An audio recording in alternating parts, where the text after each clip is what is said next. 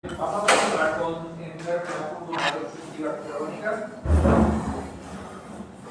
Y estas dos patologías que vamos a hablar, asma y bronquiectasia, no son patologías que nosotros solemos ver en el laboratorio.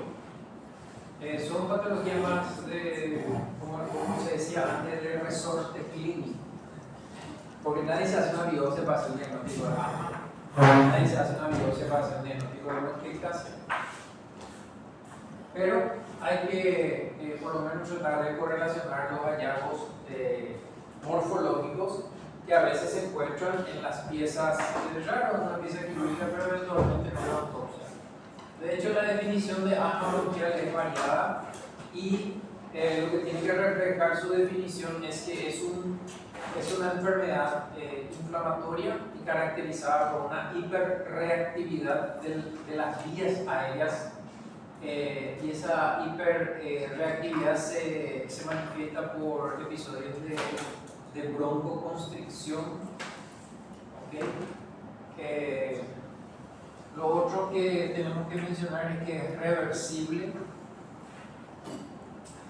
La etiología es muy variable y muchas veces es una respuesta a algún agente que desencadenó la reacción de broncoconstricción, pero no siempre se puede identificar el alergeno, vamos a decir, y a veces es secundaria a otras patologías como ciertas drogas irritantes, que es diferente de que sea un alergeno, sino de sustancias irritantes. Incluso en algunos casos el frío o el ejercicio intenso. Siguen las definiciones. La manifestación más llamativa de la broncoconstricción son los chillidos o el sibilancia, es el término médico, sibilancia es el término médico, y ocurre porque cuesta el flujo de aire cuesta en las vías aéreas, no hay problemas en la expansión del pulmón, no es un problema restrictivo, es un problema obstructivo. Hay sensación de falta de aire, hay sensación de opresión, hay una tos es seca, o por lo menos suele ser seca, y se manifiesta más a la noche o temprano a la mañana. Esta manifestación o este broncoespasmo puede ser en parte aliviado por ciertos medicamentos, y vamos a ver que en la fisiopatología del asma los antiinflamatorios son importantes, que generalmente le mencionamos a los antihistamínicos, pero la histamina, si bien es un componente en la fase aguda, probablemente no sea el componente más importante, y la forma de saber es usando antihistamínicos no evitamos los cuadros, en cambio usando antiinflamatorios. Los antiinflamatorios son más poderosos para aliviar el cuadro. Pero van a ver que es un cuadro, hay una activación del sistema inmune y también hay una inflamación local que produce estas alteraciones. Como le dije, hay varios tipos, y para que entre en la categoría asma tenemos que tener una predisposición. Esa predisposición hace que ciertas personas sean más reactivas a ciertos estímulos que otras personas no lo son. Que esos estímulos se manifiesten por la broncoconstricción. Como estos son episodios de repetitivo y de larga duración, eso que empezó como algo reactivo termina con lo que se llama una remodelación de las vías aéreas, y que si eventualmente tenemos tejido disponible para estudiar estos casos, vamos a ver que vamos a encontrarnos con que hay un exceso de secreción del moco, vamos a encontrarnos con que hay un infiltrado que muchas veces es rico en eosinófilos, pero que no necesariamente necesita de eosinófilos. Hay otros tipos en los que el infiltrado más importante es el neutrofílico. Vamos a encontrarnos que la constricción del músculo liso que se produce a la larga produce una hiperplasia del músculo liso. Entonces eso termina produciendo unas vías aéreas más pequeñas de lo normal. Tenemos un cuadrito para dividir un poco el tipo de asma intrínseco del intrínseco. Antes había como esta separación, pero es más fácil de entender probablemente por el mecanismo que desencadena el asma. Pero dentro del extrínseco está el asma más común que conocemos, el que se ve en los niños, o sea, se ve ya en los niños, y es el atópico o alérgico.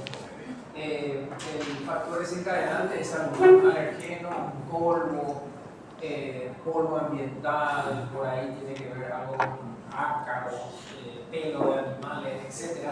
Un alergeno específico, y va a producir una respuesta de hipersensibilidad de tipo 1 mediada por la inmunoglobulina. El ocupacional sería parecido al alérgico, solo que no le ocurre al común de la gente, le ocurre a personas que están en medios muy acotados, muy específicos. Y bueno, inhalación de sustancias químicas, esto puede ser personas que trabajan inhalando algún tipo de vapor, algún tipo de polvillo, algún tipo de irritante químico, por ejemplo, también puede producir reacción de tipo, o sea, incremento de la IgA. La aspergilosis alérgica, como dice su nombre, es por aspergillus, es una situación muy específica, ¿verdad? Y en este caso son las esporas de los hongos. Desde el punto de vista intrínseco, serían no alérgicos, ¿verdad? Y hay como una disminución para la irritabilidad del árbol bronquial, y esa disminución se encuentra cuando hay infecciones, sobre todo infecciones virales. Entonces una infección viral como que baja el umbral de la reactividad y qué sé yo, una persona que después de un cuadro infeccioso o hacia el final del cuadro infeccioso puede ser que haga episodio de broncoespasmo porque está inhalando aire muy frío, por decirlo así, ¿verdad? Y el farmacológico, el que se conoce bien, que no es muy frecuente, y yo tengo una anécdota, ¿verdad?, es de la aspirina. Acá aparentemente por inhibición de las prostaglandinas, que a su vez las prostaglandinas, la prostaglandina E2 sobre todo, actúa sobre los leucotrienos. Y vamos a ver que los leucotrienos, ¿se acuerdan? Derivados del ácido araquidónico, derivados de los granulocitos, son potentes broncoconstrictores, vasodilatadores, etc. O sea, los leucotrienos C, D, E, provocan o inducen la broncoconstricción, el edema en la vía aérea superior. Bueno, aparentemente en ciertas personas la aspirina a muy baja dosis ya puede desencadenar una reacción de este tipo. Lo que le quería contar, yo tenía un amigo, bueno, que lo había conocido en la época del servicio militar, y se mandó, no me acuerdo, no apareció, tenía que aparecer, una cosa así, lo que sí que iban a castigar, y él sabía que era alérgico a la aspirina. Y tomó así un cuartito de aspirina y sintió como casi se murió, pero se fue a la enfermería, ¿verdad?, y se salvó, ¿verdad?, y lo que hacemos cuando, o sea, está loco, ¿verdad? Bueno, este es un cuadrito del libro súper interesante, en donde nos muestra primero la imagen A y B, nos muestra cómo serían las vías aéreas normales versus las vías aéreas en pacientes con asma. Allá, nomás para recapitular, tenemos el epitelio respiratorio con las células caliciformes, tenemos la lámina propia, tenemos las glándulas que le decimos de submucosa y el cartílago, ¿verdad? Esa sería para tener una idea de las vías aéreas normales versus esto. ¿Qué hay acá? Hay primero un aumento en la secreción de moco, y ese aumento hace que haya una capa constante de moco cubriendo la vía aérea, incluso a veces produciendo unos tapones de moco que vamos a ver más adelante. Hay un infiltrado inflamatorio que siempre pensamos en los eosinófilos nomás, pero que puede ser eosinófilos, linfocitos neutrófilos. De hecho, que parece que cierto tipo de asma es muy tipo de neutrófilos. Las fibras musculares comparadas con las de arriba están más engrosadas y hay también una proliferación de glándulas mucosas que también contribuyen al aumento de la secreción de moco. Por otro lado, para el asma, por lo menos atópica, lo que se estila es que hay un alergeno que inhalamos, que ya está representado por esa esfera, y algún antígeno o algún componente de ese alergeno es detectado por la célula presentadora de antígeno que está en la mucosa, que es la célula dendrítica. Esa célula dendrítica le presenta ese antígeno modificado, etcétera, con su receptor, le presenta a un linfocito CD4. Ese linfocito CD4, ¿se acuerdan que los linfocitos TH o de ayuda pueden convertirse en TH1, TH2, TH17? En este caso, esta respuesta es mediada por los TH2. Los TH2 son los que no forman granulomas, son los que secretan interleucinas, que acá dos interleucinas importantes, la 4 y la 5, también la 13, pero la 4 y la 5 es importante, la 4 porque actúa sobre los linfocitos B, para que el linfocito B sea estimulado a producir inmunoglobulina E, que es importante en esta enfermedad. Y la interleucina 5 es importante porque actúa sobre los eosinófilos, atrae eosinófilos y los puede también activar. Y sabemos que los eosinófilos son las células importantes en esta enfermedad.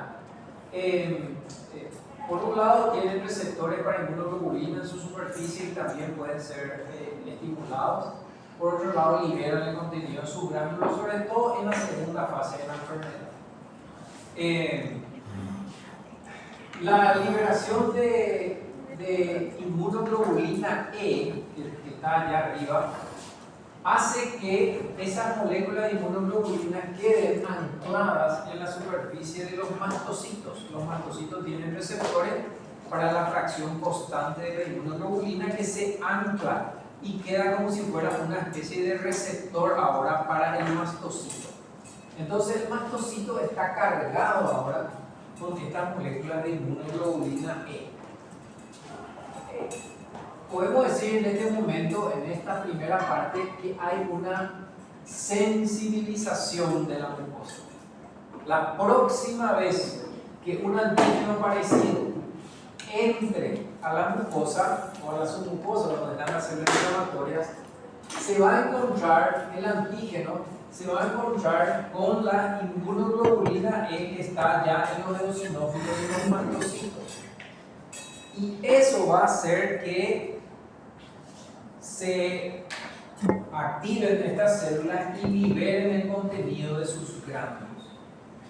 Entonces, y recuerdan, la histamina era uno de los que mencionábamos, el mediador inflamatorio de la inflamación, era la histamina que produce broncoconstricción, y también la liberación del contenido de los gránulos de estas células en la primera fase. Esta es la primera fase porque dura poco tiempo y pasa. Hay también intervención del sistema nervioso parasimpático. Estas son fibras del nervio vago. Por un lado las aferentes, que son estimuladas, y por otro lado las eferentes, que actúan sobre los vasos sanguíneos, que actúan sobre el músculo. En los vasos sanguíneos produce aumento de la permeabilidad, hay edema, en el músculo produce broncoconstricción.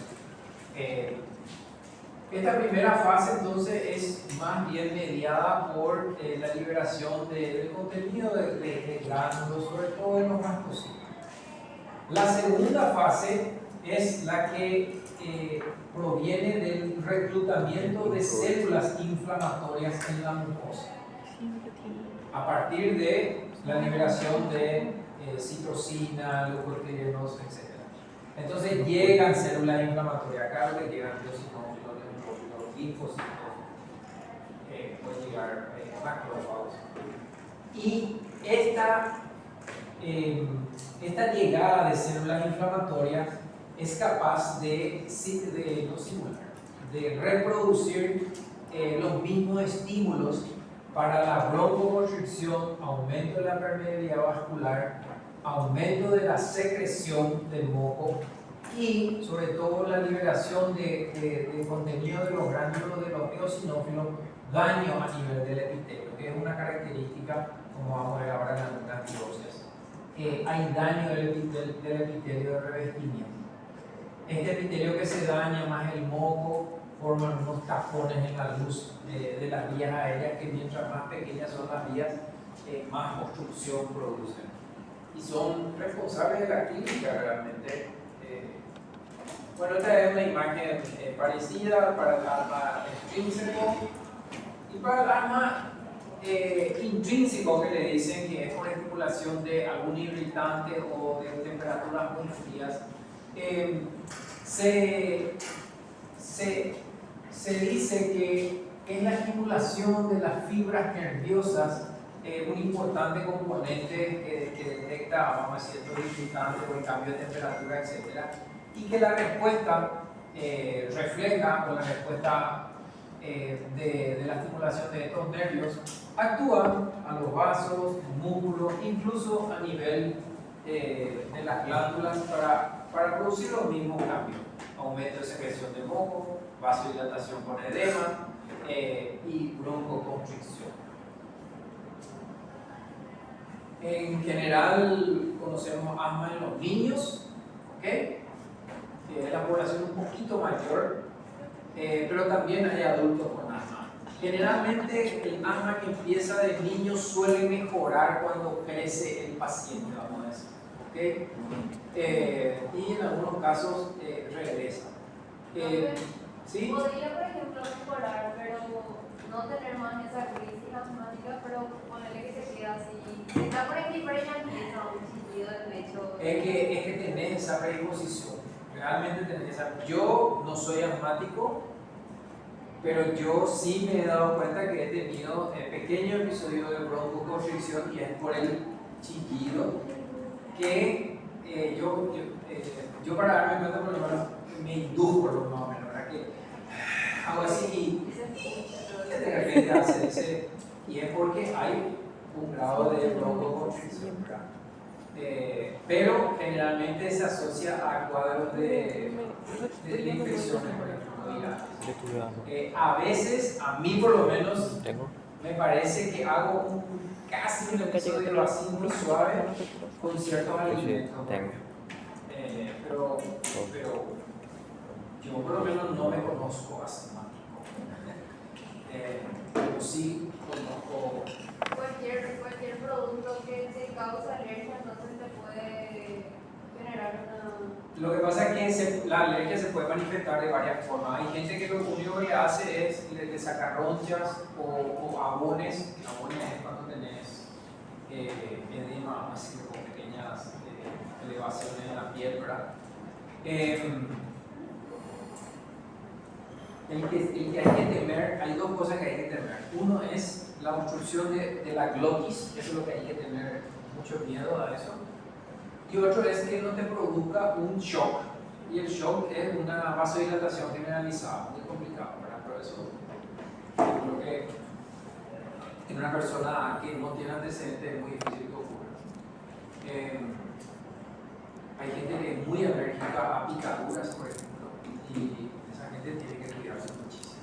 Te puede ir alegremente por la vida si no tenés algo para lidiar con eso. Digo nomás porque, bueno, el episodio puede ser breve o puede durar un par de días, puede durar una semana, ¿verdad? Un estado así muy miserable de falta de aire. El problema con el asmático no es que no puede respirar, lo que no puede sacar el aire.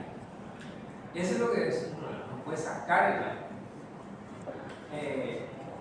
El diagnóstico se hace por clínica.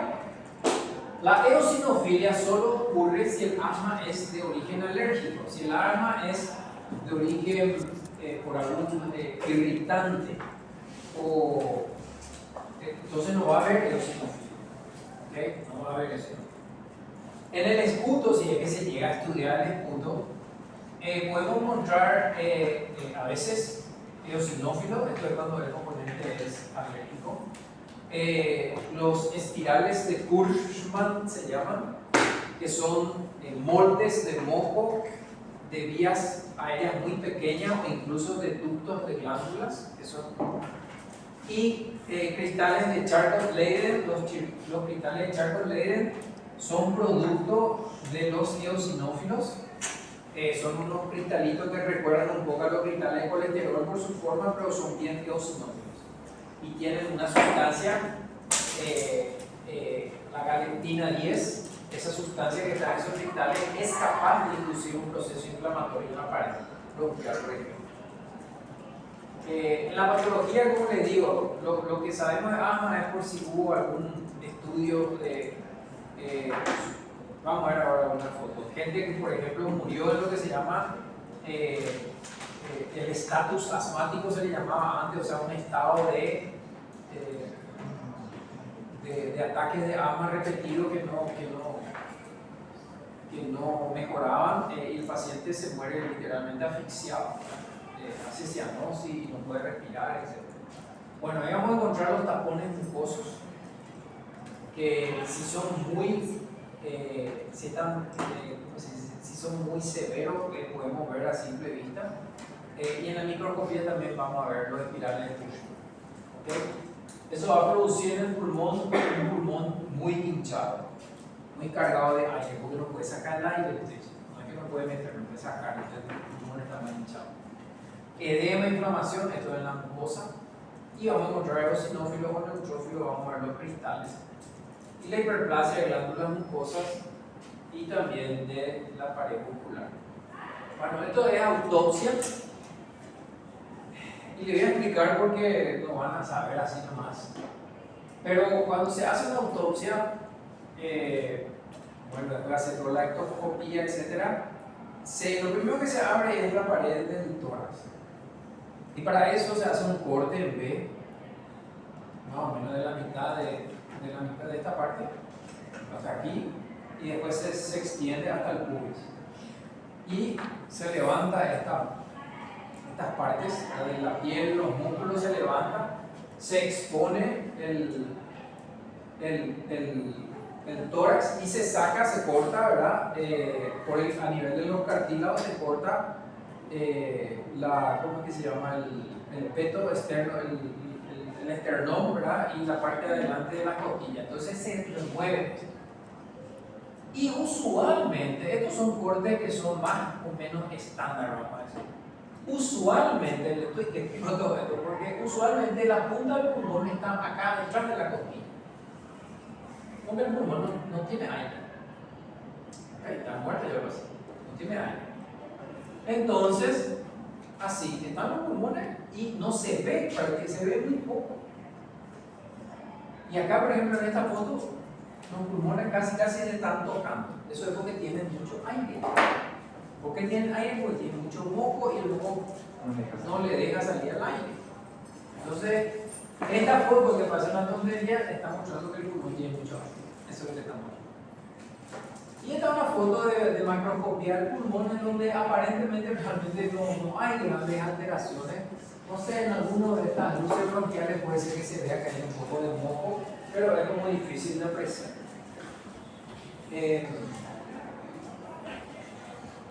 Los cristales de Charcot-Leyden son estos. Este es un cristal de Charcot-Leyden.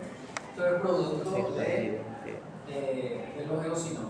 Y allá tienen una espiral de Kurtzman, que es así como una colita, como esa cinta, así que una colita de chancho, ¿verdad? Así. Bueno, esto por ejemplo es el molde literalmente del árbol bronquial. Tanto moco y espeso, ¿quién puede respirar con él? ¿Verdad? Esto es algo, bueno, obviamente no es usual, pero esto es un tapón mucoso imposible de. Esto no puede respirar, no puede, ¿cómo se iba a decir? Con una tos nomás no puede liberar, ¿verdad? Yo a veces siento que tengo todo eso acá. Sí, pero esto es... Cuando me agarra mi alergia fuerte y se endurece todo, Sí, yo pero sé, eso no es, sé, no eso sé. es en la parte de los senos paranasales. Bueno, acá tenemos una biopsia de mucosa bronquial. Es mucosa bronquial porque tenemos allá cartílago. Si no tenemos cartílago, es bronquiolo. Bronquio es, mientras veamos cartílago, es bronquio. ¿Ok? Bueno, del bronquio hasta el epitelio, que acá no vemos el epitelio, acá se ve un chiquitito. Esto sería lo que queda del epitelio porque está desprendido el epitelio. Acuérdense que decíamos que el infiltrado inflamatorio daña el epitelio. Se desprende el epitelio y el epitelio se cae acá junto con el exudado inflamatorio y esto es puro moco. Puro moco. Puro moco. La pared está llena de infiltrado y esto es la capa muscular. Esto de acá es músculo liso que está como hipertrófico.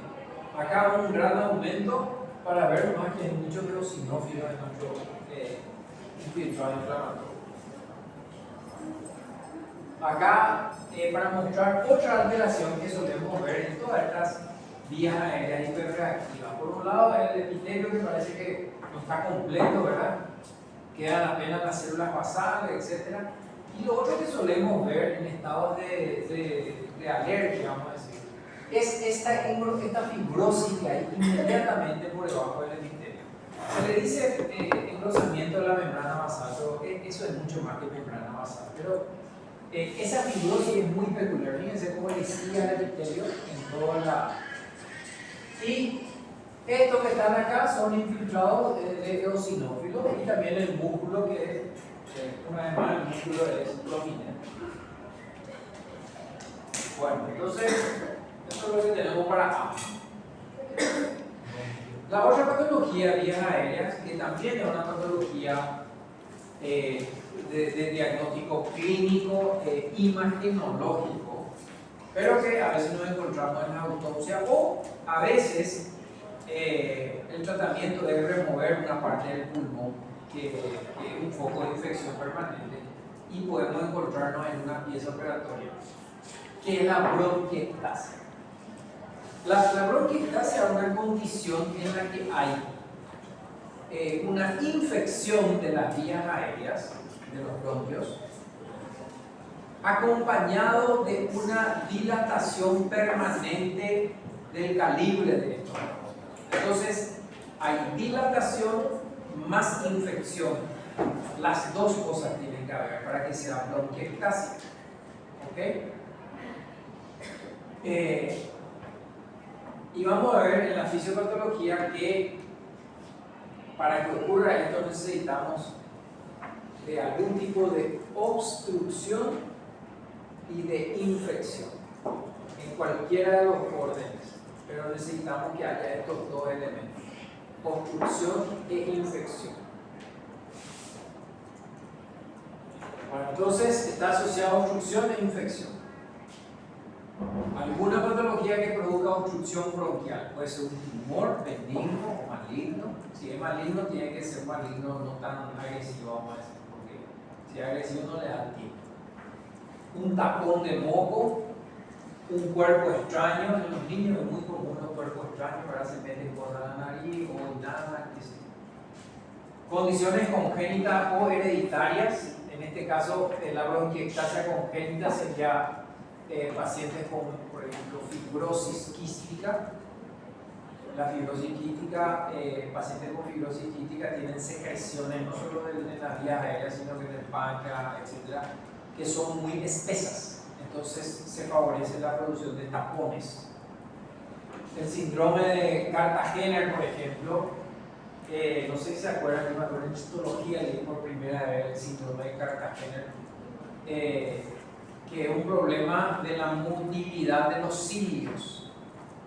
Entonces, todo lo que tenga cilios tiene un problema en el aparato locomotor del cilio. Y por eso es que estos pacientes, si son varones, tienen problemas que los espermatozoides, por ejemplo, no se mueven o se mueven mal. Y en este caso lo que nos preocupa son los cilios del aparato respiratorio, o sea, ¿cómo se llama?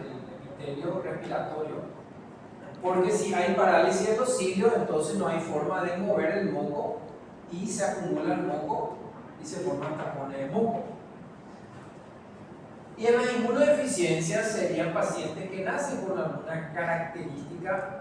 La inmunodeficiencia es un mundo muy oscuro para nosotros porque es muy de patología de pediátrica esto de la inmunodeficiencia y otra vez de cierto tipo. Pero una persona con inmunodeficiencia es una persona que probablemente no tenga problemas de obstrucción, pero sí de infecciones, repetición. Entonces, que dijimos que es uno de los oponentes. Y eventualmente neumonía necrotizante o neumonía producida por generalmente cuadros virales que producen destrucción o daño de las vías aéreas y que eventualmente pueden terminar produciendo una bronquiectasia. Vamos a ver ahora imágenes para que se haga una idea. Esta es una patología que, dependiendo de la etiología, puede ser localizada o puede ser difusa. Si vos tenés una condición, por ejemplo, esas condiciones, el Cartagena o ¿cómo es que se llama? La fibrosis quística, etc., entonces es probable que hagas en todo el pulmón. Pero si tenés inhalaste un cuerpo extraño, es probable que hagas en el pulmón derecho, porque el bronquio derecho es más vertical que el izquierdo, entonces cuando uno inhala, ya sea líquido o un cuerpo extraño, la tendencia es que vaya más al lado derecho que al lado izquierdo. Entonces se va a producir en ese lugar, ¿verdad? Es peor en las porciones distales y la dilatación de la vía aérea puede ser así como lo de aneurisma, puede ser sacular, puede ser fusiforme, en fin. Sí o sí necesitamos que haya un grado de inflamación y ese grado de inflamación es un cuadro tanto agudo como crónico. ¿Por qué digo eso? Porque en realidad es un cuadro que hay repetición, entonces el componente agudo está presente, pero ya hay también fibrosis y un inflamatorio crónico de FUMI. ¿Okay? Puede haber, de hecho, que la foto, la mayoría de las fotos que buscamos de bronquiectasia no tenemos epitelio, hay erosión o pérdida de epitelio en las zonas afectadas. Y como es un foco infeccioso, estos pacientes pueden hacer abscesos o pueden hacer infección del parénquima adyacente. El curso clínico para sospechar esta patología, el paciente hace tos. Es una tos que se caracteriza porque es muy intensa, puede ser muy brusca y puede asociarse a cambios de posición. Por ejemplo, está acostado y se sienta y ahí tiene un episodio de tos. Es porque se movilizan las secreciones con el cambio de posición. Generalmente es purulenta porque hay una infección y suele ser fétida, ¿verdad? Entonces no es una tos como la bronquitis crónica. La bronquitis crónica no tiene relación con la posición generalmente y el moco es limpio, no es un moco amarillento a menos que haya una sobreinfección, que por lo general no es. Y la bronquitis crónica, bueno, sabemos que tiene que haber una historia de cigarrillo importante. Puede haber disnea o dificultad respiratoria, ortopnea y eventualmente cianosis. Y estas son complicaciones ya en casos muy crónicos, ¿verdad? Que no se han resuelto. Por pulmonar, absceso cerebral a partir de un foco pulmonar.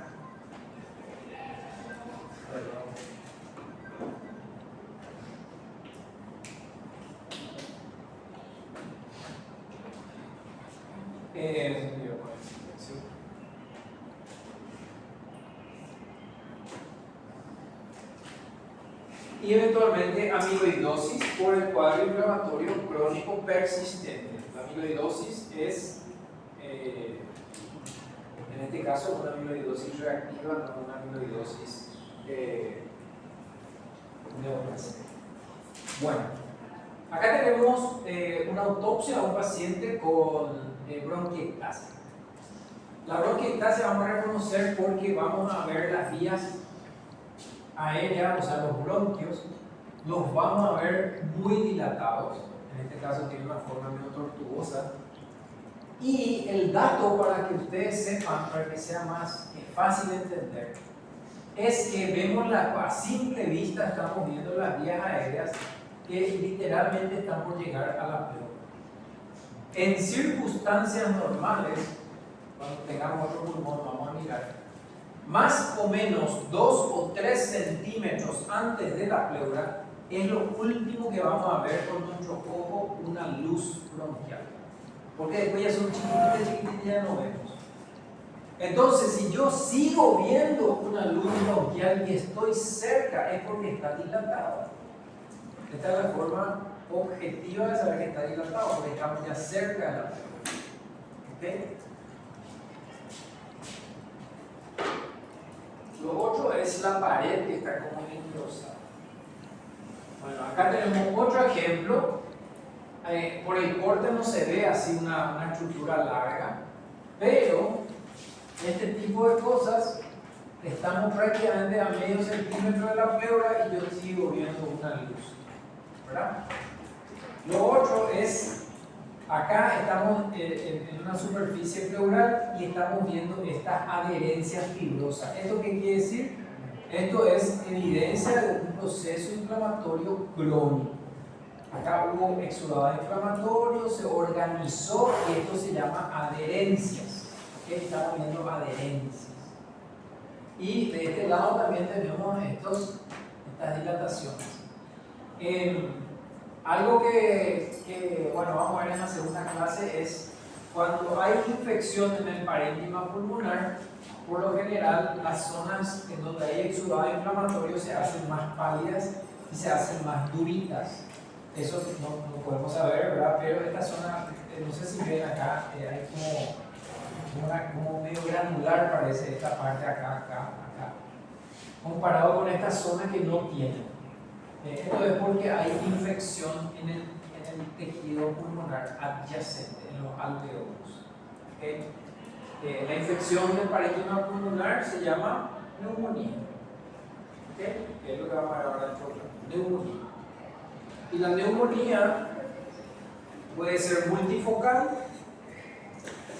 cuando es multifocal se llama bronconeumonía. Y cuando agarra como si fuera todo un sector, se llama neumonía lobar. Esos son los dos tipos de neumonía, bronconeumonía y neumonía lobar. Esta es una imagen de una vía aérea que es un bronquiolo porque no veo cartílago. A ver, no hay cartílago. El epitelio casi siempre está desprendido y hay un infiltrado inflamatorio mixto, vamos a decir, porque esto son varios episodios de infección, reinfección, infección, reinfección. ¿Okay? Y entonces este proceso inflamatorio destruye el tejido peribronquial o bronquiolar y después queda con una dilatación y una fibrosis, queda con una lesión permanente. Y eso es todo por esta parte. ¿Y cómo serían las mieloides? La amiloidosis. Sí, exactamente. La amiloidosis es un depósito de un material rosado amorfo, no tiene forma, ¿verdad? Y generalmente se deposita en la pared de los vasos o se puede depositar en el tejido. Uno sospecha la amiloidosis por el cuadro clínico, etc. En el microscopio, para confirmar la amiloidosis no es más que el depósito de cadenas de inmunoglobulinas. La inmunoglobulina se deposita en el tejido y no se puede degradar. Esa es la maldición de la amiloidosis. No se puede degradar. Entonces, una vez que se deposita, se quiebra. No se puede degradar. El cuerpo no puede absorber. No hay forma, no hay medicamento tampoco. Lo que se hace es se trata de frenar que no siga depositándose. Y te produce daño renal, daño vascular, en el cerebro, en el corazón, en los nervios, en la piel. Bueno, Para demostrar que es amiloide tenemos que hacer una coloración especial, se llama rojo Congo, que te da un color medio naranja. Entonces, si tengo un material rosado que yo sospecho que es amiloide, le hago a mi lámina del microscopio, le hago rojo Congo. Y debe ser congofílico, o sea que tiene que tomar el color naranja. Pero hasta ahí no alcanza todavía. Ahora tenemos que usar luz polarizada. La luz polarizada es exactamente el polarizado del auto, el mismo, el que ataja la luz del sol. Tenemos dos pedazos de cristal polarizado, ¿verdad? Dos se necesitan dos. Y uno se pone en donde está la luz del microscopio y el otro se pone ya sea frente a tu ojo o entre la lente y el tejido. Lo que importa es que la luz tiene que polarizarse. ¿Y qué hacemos ahí? Si ustedes, por ejemplo, agarran, si tienen, o el polarizado es un plástico nuevo que le ponen al vidrio. Bueno, si ustedes agarran un pedazo de plástico transparente y le ponen el plástico del polarizado, van a tener también eso polarizado. Se usa eso para mirar el sol cuando hay eclipses. Bueno, y si tienen eso, lo que hace el polarizado hace que la luz pase de una forma ordenada, paralela, como si fuera que está viendo una persiana. Entonces la luz, cuando vos movés tu polarizado, de repente le cancelas completamente y se pone totalmente oscuro y de repente se pone más claro. Cuando vos haces esto, así, no se ve nada, solo que la luz deja de pasar y después vuelve a pasar, de acuerdo a la posición de los cristales. Bueno, eso hacemos con el microscopio. Y eso que era naranja, cuando hacemos este movimiento, se convierte en verde. A eso se llama birrefringencia. Y si vemos el color verde, esa es la demostración, no sé cómo decirlo, físico-química de que eso es amiloide. Así es complicadito, ¿no? O sea, no es imposible, pero era entonces, ese es el amiloide. Vamos a ver ahora una foto de amiloide.